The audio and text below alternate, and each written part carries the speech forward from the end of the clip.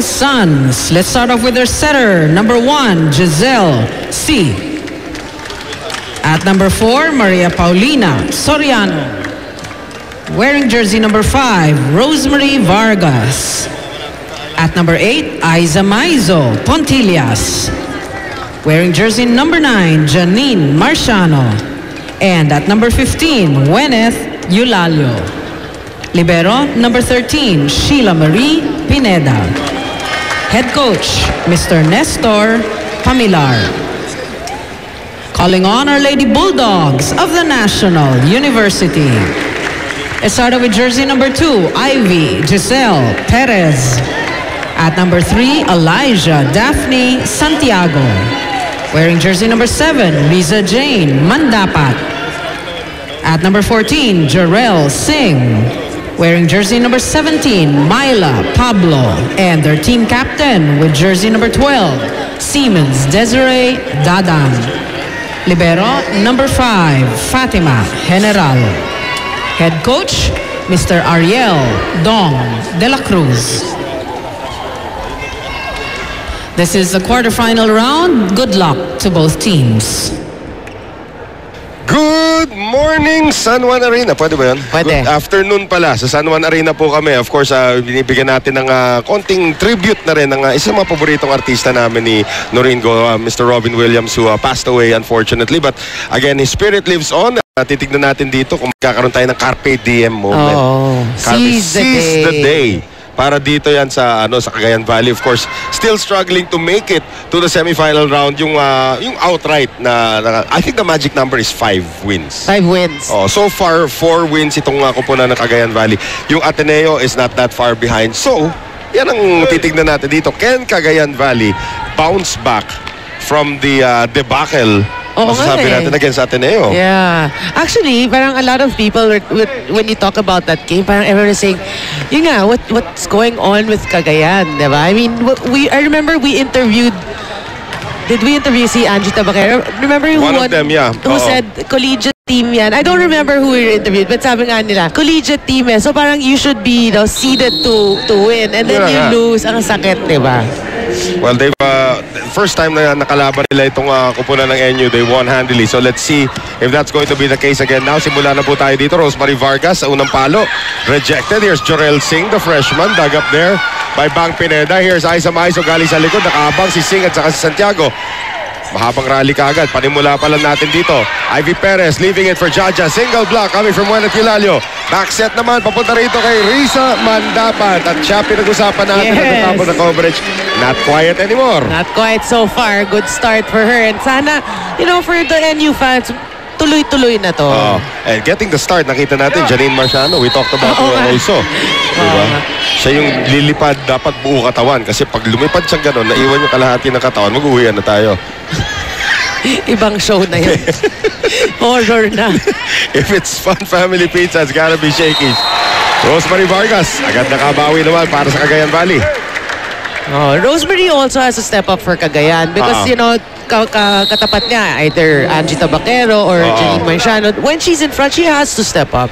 And she is in front right now as Giselle C serves. Perez setting up Jaja. Nice dig there from Marciano. General sending it back to Perez. Combination play. Mandapat turned back. Perez digs it up. Jaja tinawid. Second ball. Habang rally na naman. Maizo dug up there by General. Nicely done. Walang titira. Sabi ni Singh. Ako na bahala. Here is the dump shot coming from Aiza Maizo. So the Cagayan Valley fans here in force. Well, Aiza Maizo again, 101 ways to kill the ball. Diba? Nice touch there from the former UST scoring machine. MVP. Yep, MVP of the league. Oh, bad reception there by Singh. Mandapat, tinawid yung bola. Eulalio, C, back to Eulalio. Nakaabang naman si Jaja. Singh sending it to Perez. Back set ngayon para kay Mandapat. Mandapat, dug up by C. One more time, Jaja and Sheila Pineda digs it up. Vargas, check ball. Grabe, sipag ng Cagayan Valley bigla. Ang ganda ng defense and we gotta give credit of course to Bang Pineda. And Giselle C. And Giselle C, mga spectacular digs.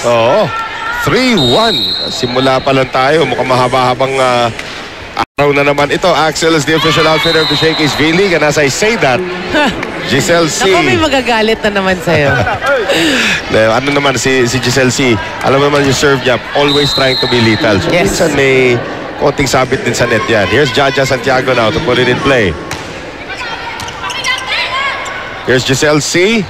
Sending it to Aiza Maiso, and net violation against Singh. Oh, second net violation, you know, and you've got to try to control their emotions kasi Right. masyado sila nagigigil by the net.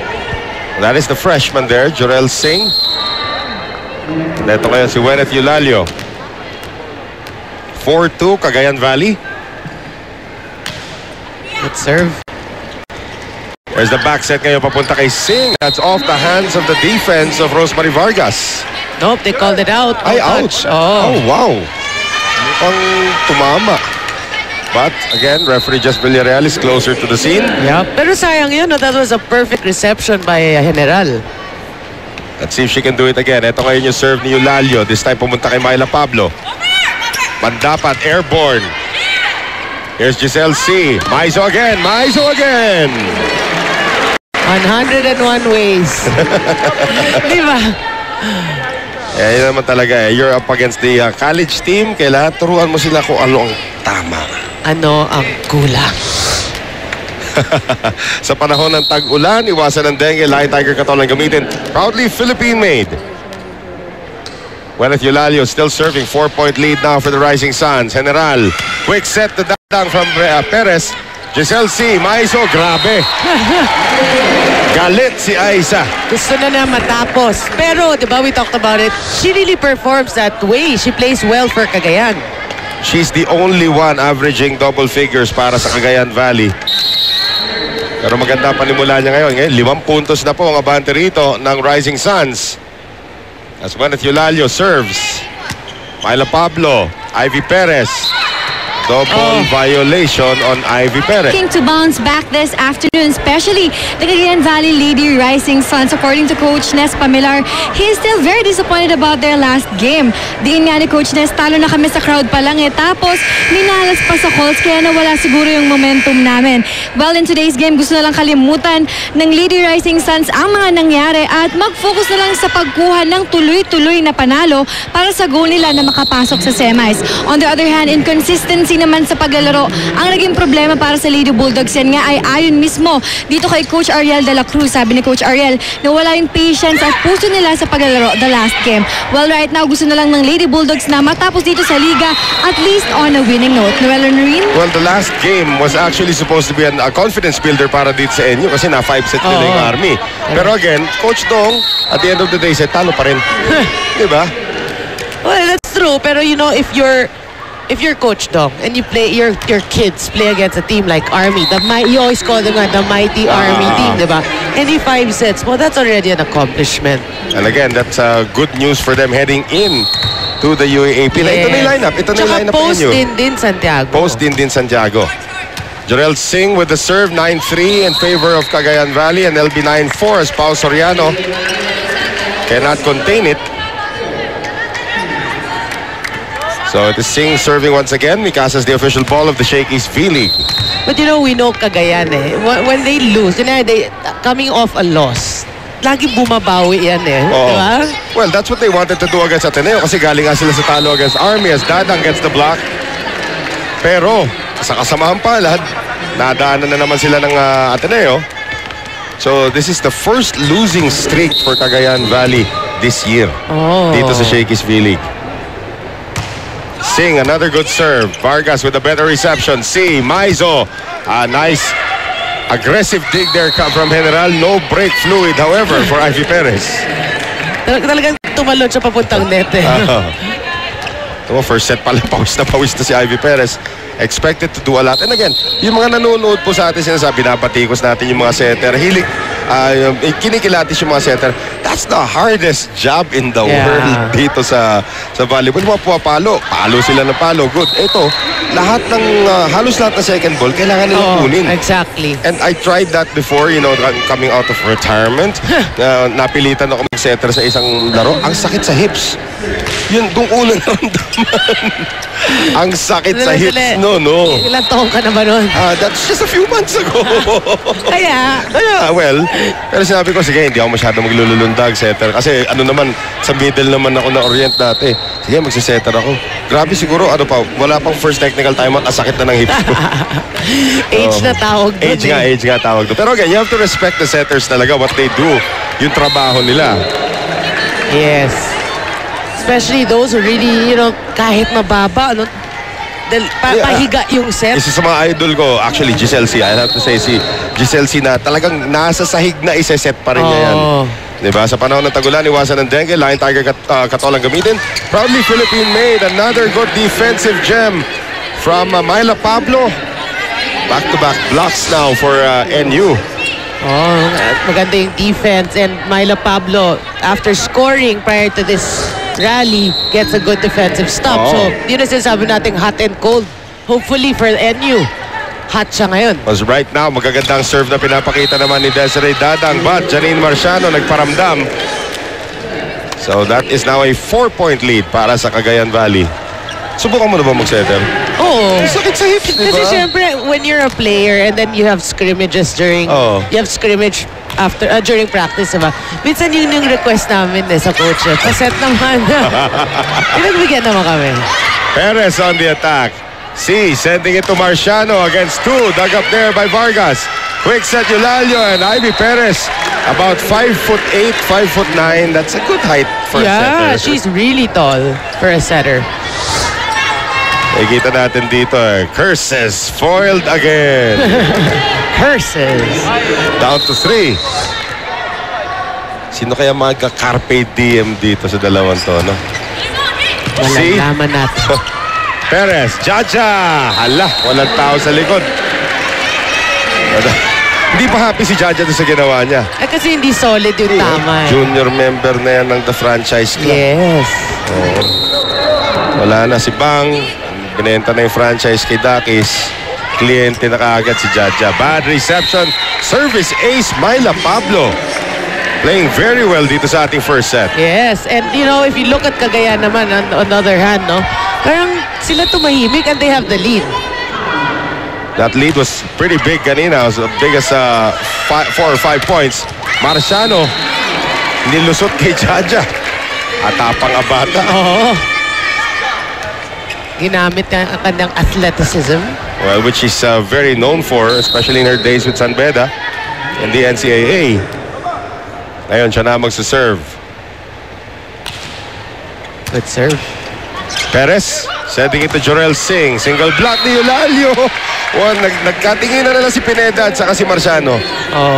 Gitnang-gitna nila. But of course, we all know that's the libero's ball. If you're close to the ball, sa'yo yun.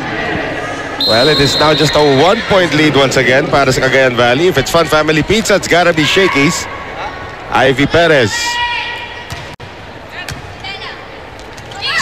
Running attack. Eulalio, naabangan ni Singh. And again, that will be 4 touches. Hindi daw tumawid. Bola. Not over.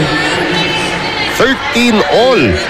Tapos ang kalamangan ng Cagayan Valley. At least up to this moment. Iba talaga aura ng NU ngayon, after that 5-setter. Although they lost, but I'm sure high spirit sila. And you have to think that other than Ateneo, NU is probably the second tallest team already in terms of average height. Kasi dito, with Jaja pa lang Bad attack though coming from Risa Mandapat. So bumalik ang kalamangan dito sa Cagayan Valley. Sayang yun, kasi isa lang blocker niya. Diba? Dapat go for it na Giselle C. General Perez sending it to Mandapat in her native position at the open spiker spot. Wasn't perfect, but she'll take it. Again, pinag-usapan natin to si Risa Mandapat has to score for herself and for the injured Aiko Urdas. I wonder nga how Aiko Urdas is doing right now.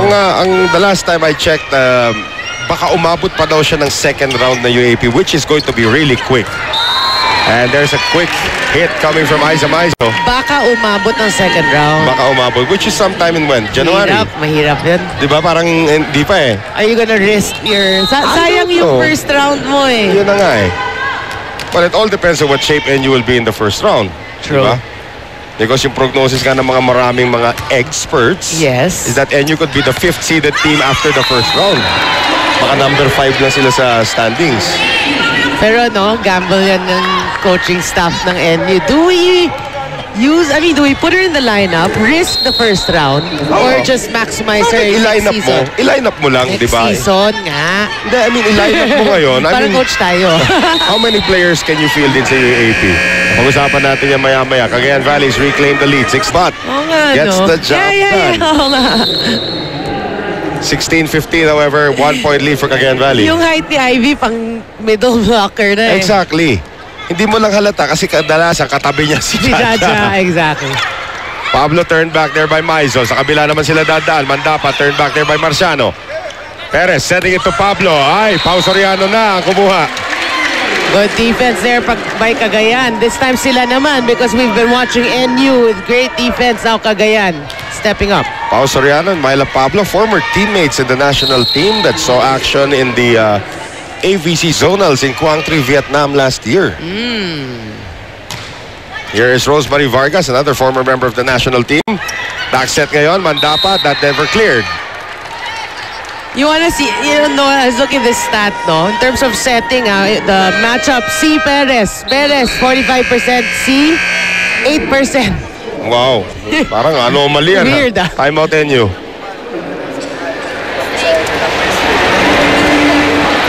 Kailangan mapaikot natin para umikot din siya. Okay? Kailangan patayin natin. Pag nagbabalik-balikan na gano'n, pwede mo bitawan kay Shishi. Bilisan mo lang. Ha? Yung mga... Uy! Yung mga maganda kasi gawin mo pagka mag-chance ball, kailangan mo kombinasyon, hindi yung dulo-dulo, quick. Ang practice niyo yung mabilis ang play pagka nag-chance.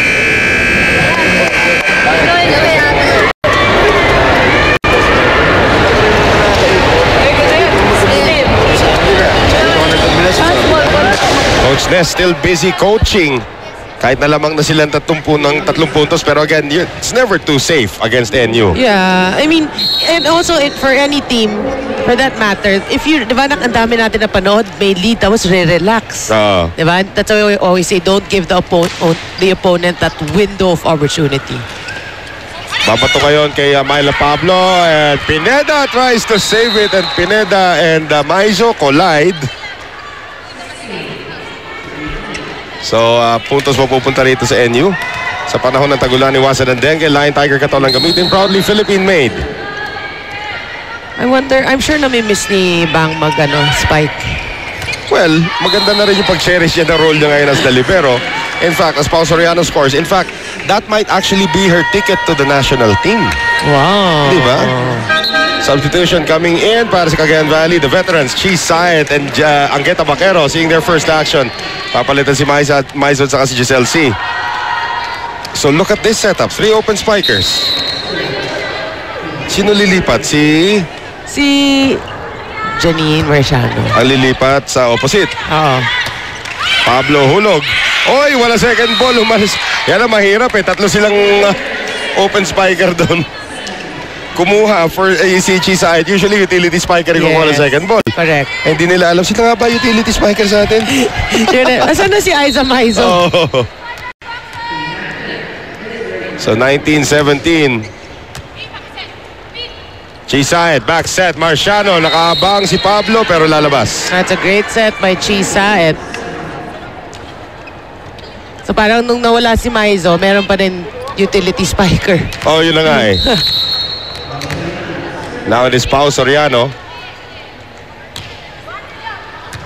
General Perez, back set. Uy, nasa lipad ni Myla Pablo pero lakas naman ang tira.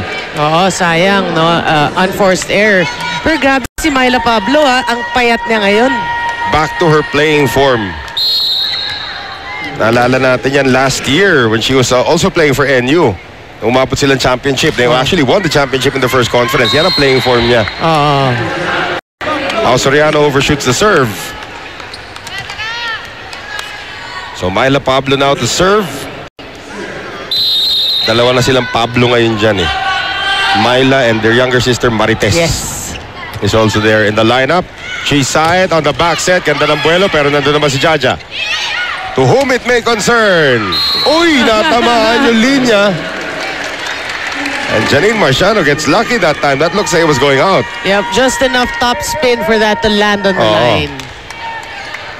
22-18. But you know, as a spiker, no, that's really hard to do. Yung talagang i-exacto mo sa linya.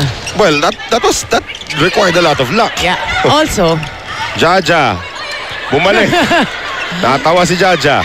One more time. Jaja against Eulalio. Jaja magseset na. Iba naman daw pumalo. And Singh gets it through. right, that's a great hit. Parang cute ni Jaja. Parang nagsumabit sa net. Tingin ko, kung nandito sana yung basketball ring natin sa San Juan Arena, taas lang ni Jaja yung kamay niya, abot niya yung net. Tingin ko, malatindahan kan, di ba? Tingin ko, makakadunk pa nga si Jaja. Hindi naman. Subukan natin. Minsan hanap tayo ng lugar na may basketball court. Perez with a lucky serve. And you with a lot of lucky opportunities right now. Yep. Timeout, Cagayan Valley.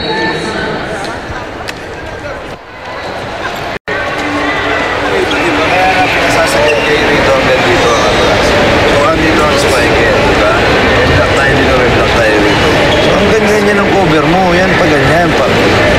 Diba? Hindi kasi ka-adjust siya rito eh. Huwag tayo magkasaan. Huwag ka tsaka sa kanya ka nakatingin lagi. Asan pa nanggagano ng bola? Dito o dito sa takatabi mo? Dito pala eh. Dito pa ito.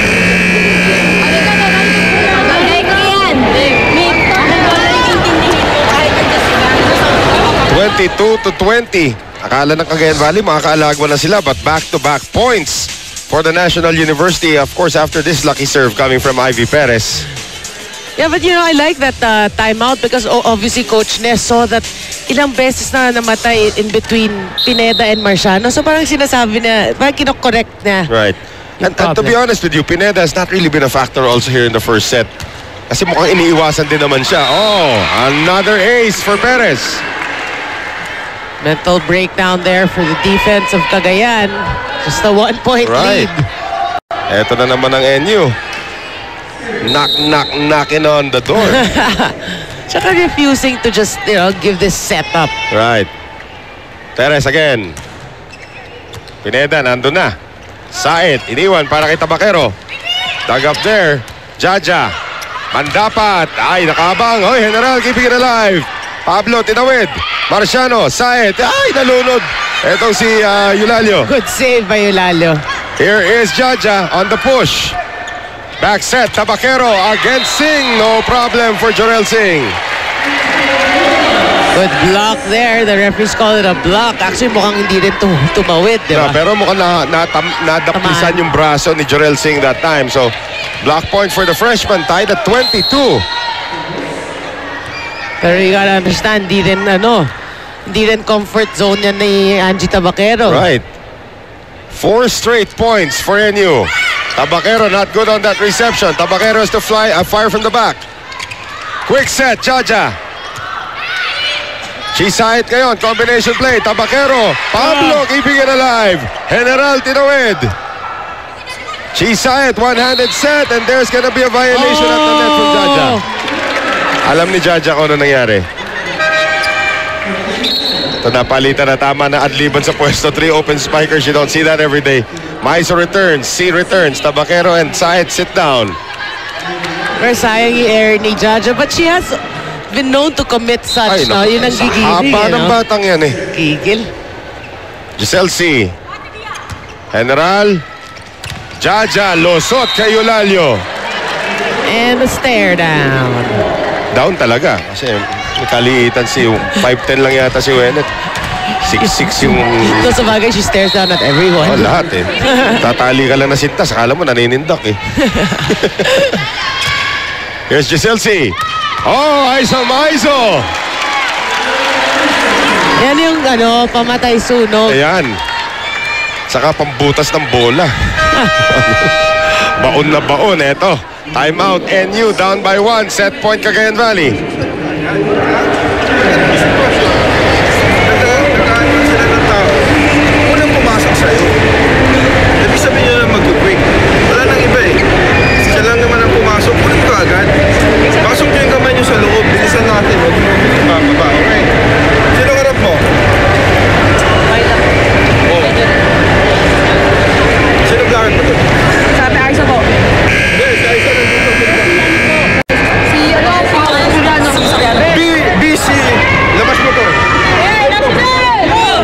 go for a quick play. Yep. But again, it will depend on the reception. Tama sinasabi ni Coach Dong. Alam mo naman, siya lang ang pumasok eh. Talaga magkikwik naman talaga yan eh. Abangan yun na. Oh. Pero set point for Cagayan Valley. It all depends on the reception now for NU. On the serve from Bueneth Eulalio. Good serve. General Perez, back set, Sing. Buys enough time for Bueneth Eulalio to get to that one. Giselle C. Maizo, tapos ang first set. Pinahabol pa eh, no? The ever-reliable Aiza Maizo. Aiza Maizo might actually be making a case for another MVP award.